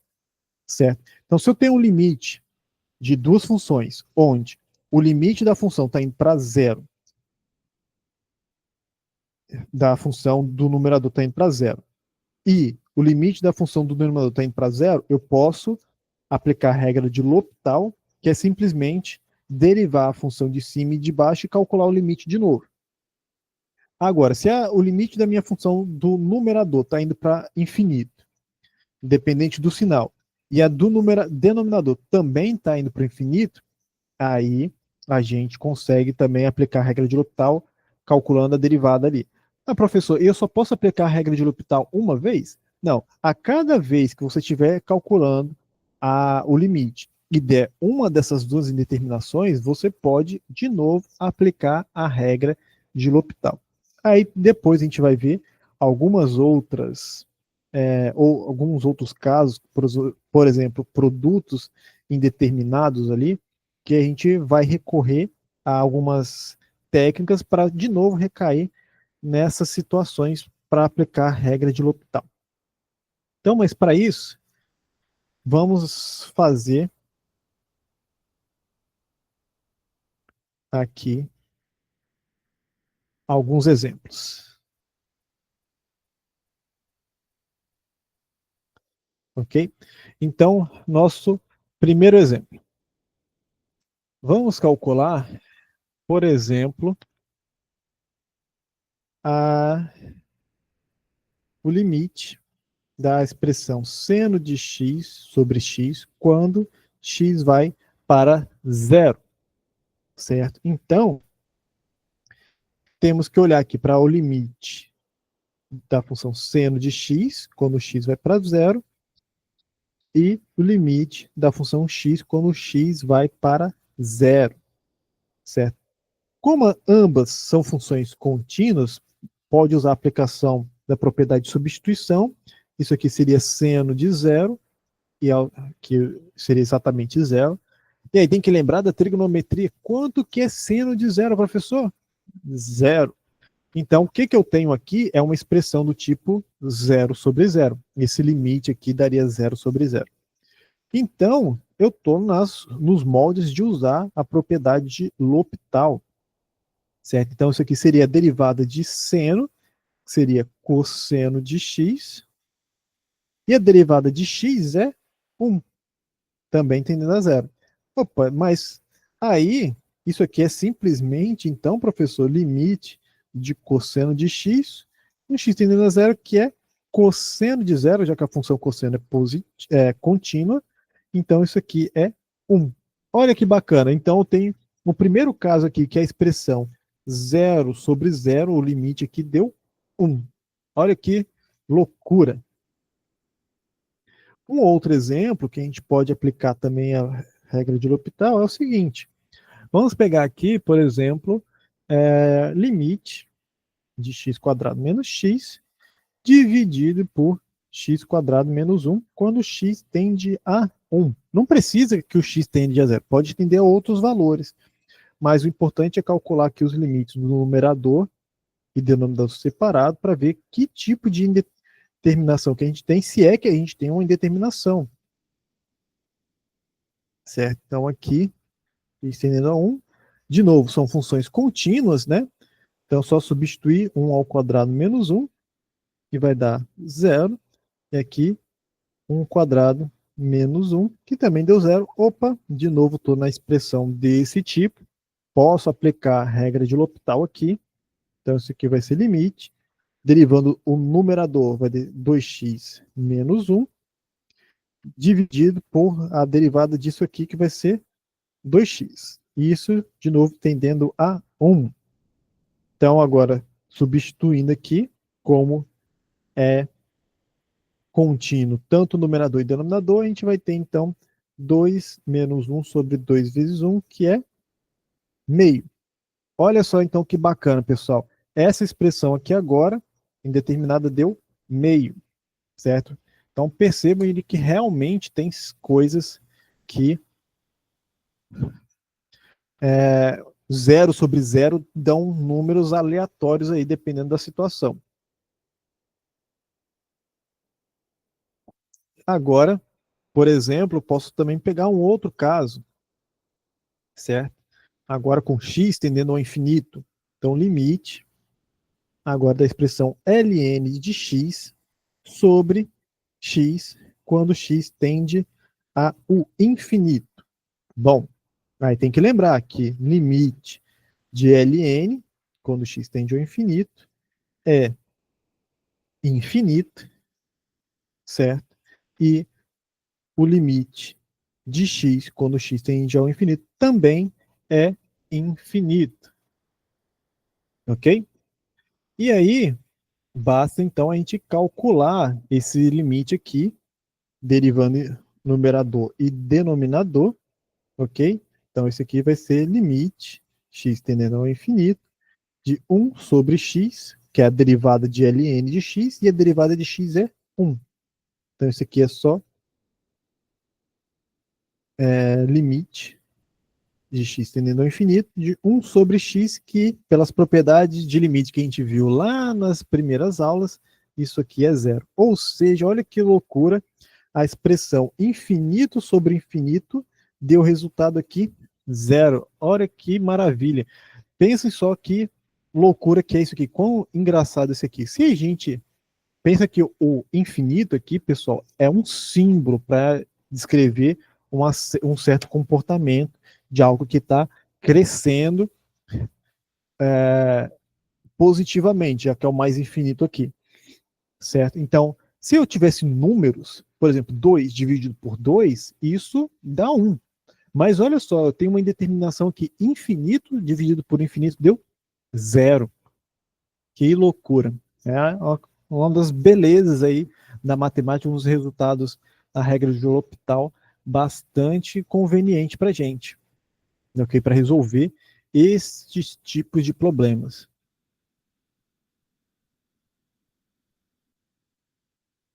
Tudo bem?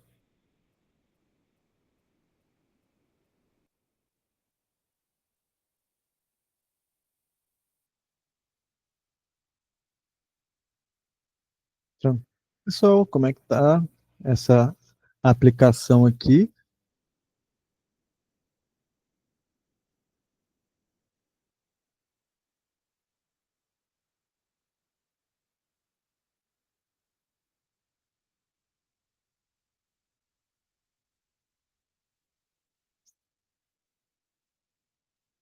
Como é que tá o chat? Deixa eu ver. Tá tranquilo. Beleza.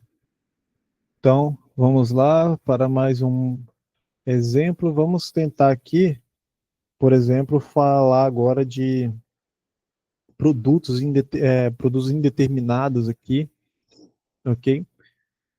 Para fazer produtos indeterminados, pessoal, deixa eu ver onde que está aqui. A gente tem algumas táticas aqui.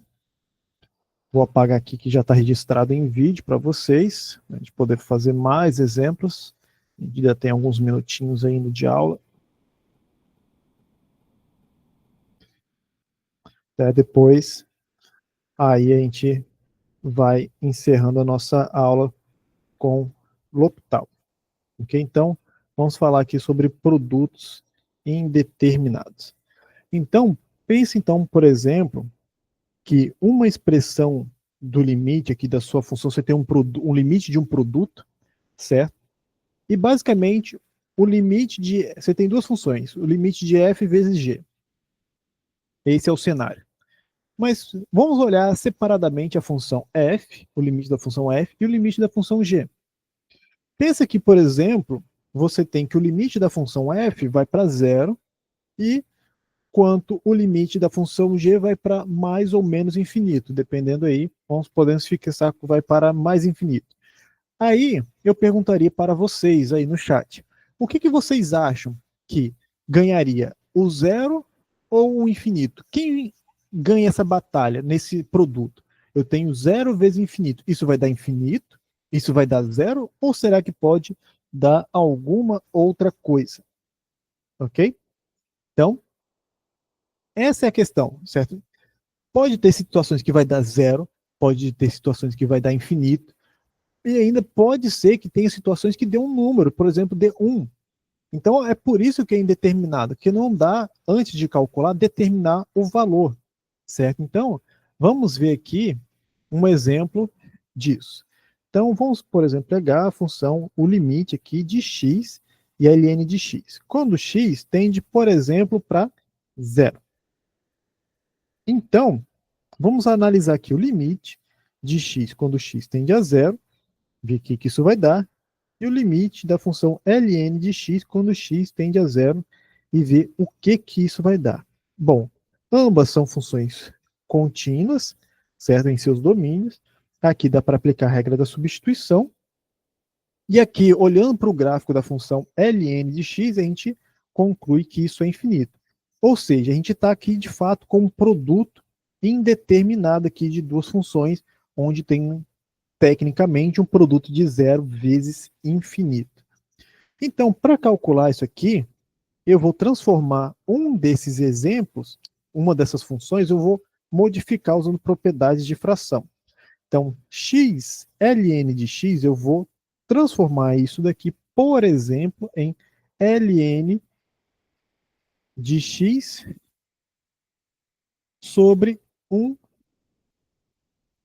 dividido por x. Nessa fração, se a gente usar a propriedade de fração, aí a gente consegue reescrever esse produto como um quociente. Certo? Se a gente utilizar a propriedade de fração nesse caso aqui, a gente retorna para o produto original.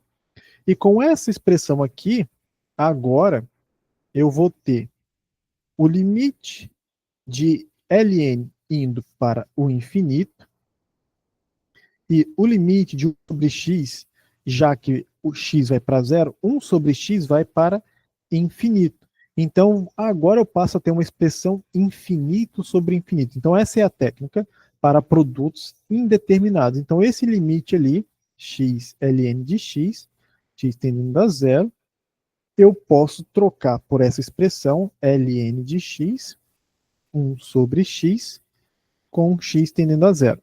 Como agora eu tenho uma expressão infinito sobre infinito, eu posso aplicar L'Hopital, certo? Posso aplicar L'Hopital aqui, certo? E calcular as derivadas ali do numerador e denominador. Então, a derivada de ln de x é 1 sobre x, e a derivada de 1 sobre x vai ser menos 1 sobre x quadrado.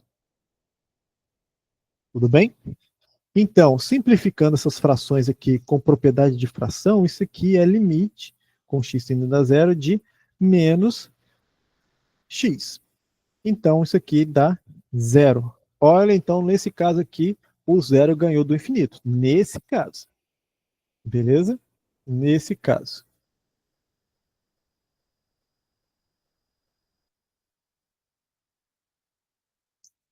Ok? Então, para a gente finalizar aqui a nossa aula de hoje, vamos falar sobre diferenças indeterminadas, certo? Que é o nosso último tópico aqui sobre essa parte de regras de L'Hopital.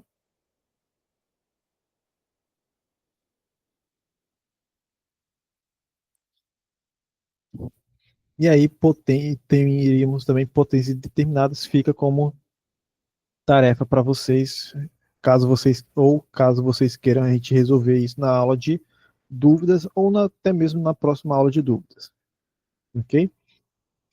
Então, para resolver diferenças indeterminadas, tá, o método aqui, os passos para raciocinar, ele está apresentado aqui para vocês. Vou fazer um exemplo aqui com vocês ao vivo, para a gente fazer passo a passo, e aí, feito isso, a gente encerra a aula de hoje. Então, para falar aqui, resolver exemplos de diferenças indeterminadas, basicamente é pensar o que é maior, zero, infinito, menos infinito, será que isso aqui é zero? O que pode ser, certo?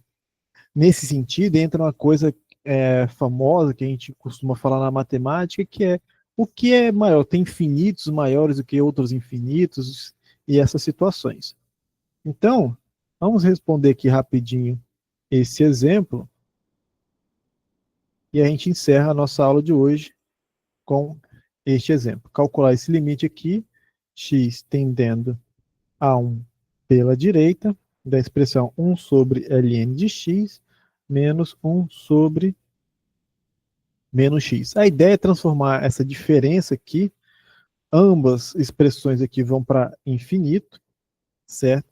É transformar essa expressão aqui de dentro numa única fração. Então, a gente vai usar propriedades de fração para isso, certo? Então, multiplica os numeradores, vai dar x menos 1 menos ln de x, tudo isso dividido por ln de x, que multiplica x menos 1. Ok?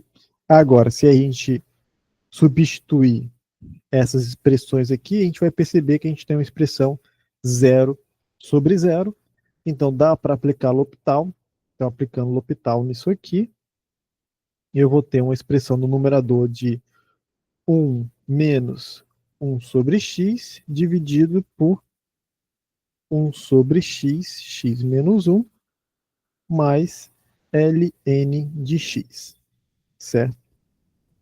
E aí, aqui, o que acontece é, de novo, ter uma expressão indeterminada, certo? Onde eu vou ter 0 sobre 0 de novo, mas como eu falei, não tem problema, eu posso aplicar L'Hopital novamente, certo? Então, aplicando L'Hopital novamente, eu vou ter agora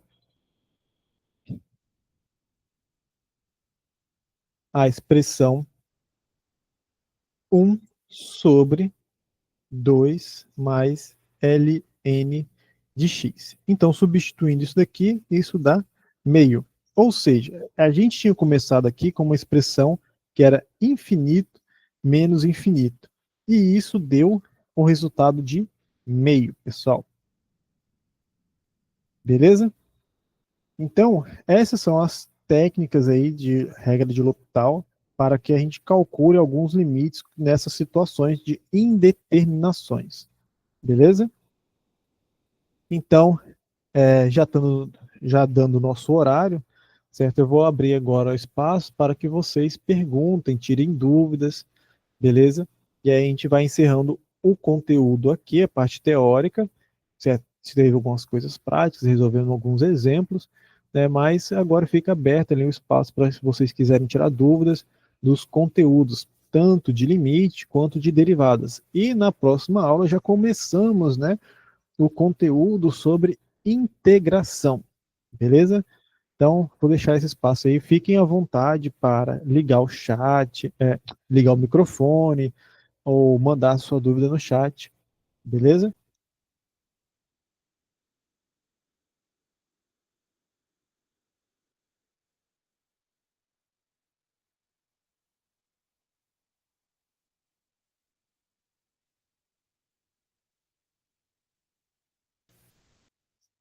Podem ficar à vontade para perguntar, pessoal.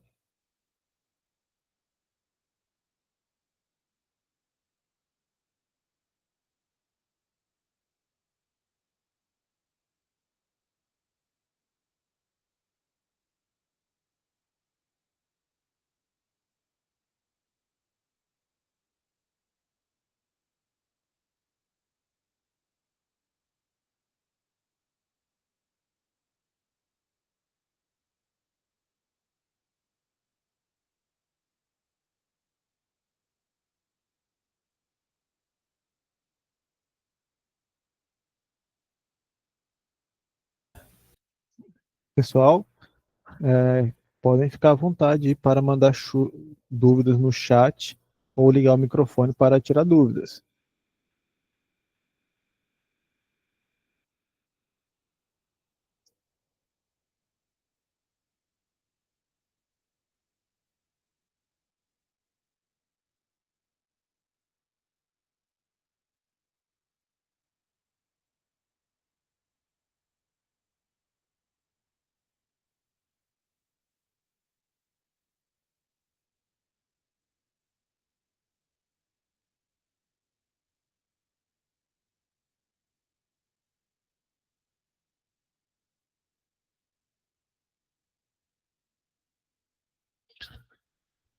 Então, aqui só para finalizar a nossa aula de hoje, vou deixar aqui algumas coisas registradas no GeoGebra para a gente entender, né, alguns limites que a gente acabou de calcular. Percebam que, por exemplo, aqui a gente tinha a função x ln de x, uma das que a gente calculou em determinação. Aqui temos o gráfico dessa função. Percebe que à medida que o x vai se aproximando de zero, essa função vai tendendo a zero pelo gráfico. Então, se a gente olhasse pelo gráfico, dava para realmente imaginar o resultado que obtemos, certo? Agora, por exemplo, deixa eu ver se a máquina vai conseguir calcular aqui 1 dividido por ln de x, certo? Menos aqui 1 sobre x menos 1. Essa seria a nossa função. Então, basicamente aqui, quando x está tendendo, né? Quando x está tendendo a 1 pela direita, o valor da nossa imagem, da nossa função, está aqui, né? Se a gente traçar uma reta horizontal, está mais ou menos na metade, que 0,5, certo? Se a gente olhar aqui, está mais ou menos, quer dizer, está exatamente na metade pelo que a gente calculou. Então, realmente, é o que a gente tem observado ali pelo gráfico, daria para a gente fazer essa observação. Deixa eu ver outro exemplo aqui que eu trabalhei com vocês, para a gente comparar. Por exemplo, a função aqui que a gente tinha calculado é ln de x, a função logaritmo de x, dividido por x, certo? Aí, esse resultado dessa função ali, a gente tinha calculado, certo? Quando x tendia a o infinito, certo? Então, quando x tende ao infinito, a gente vê que a função está se aproximando do valor que a gente tinha calculado, beleza? E aí tem várias outras situações aí que a gente pode estar olhando graficamente para a gente estipular, né, se essa indeterminação que a gente é apresentado vai de fato tender a algum valor ou se ela vai para o infinito e além, beleza? Mas basicamente era isso, pessoal, sobre parte de derivadas, certo? Peço que vocês leiam o material, certo? Que passem de novo sobre derivação, se ficou alguma dúvida, e leiam o material para a próxima aula, beleza? Então, se ninguém tem mais nenhuma dúvida, eu vou encerrando a aula por aqui. Foi um prazer imenso ter vocês na aula de hoje. Espero vocês na próxima aula, certo? Vou parando a apresentação por aqui, certo? E vou encerrando a nossa gravação da aula de hoje. Vejo vocês na próxima semana. Até breve.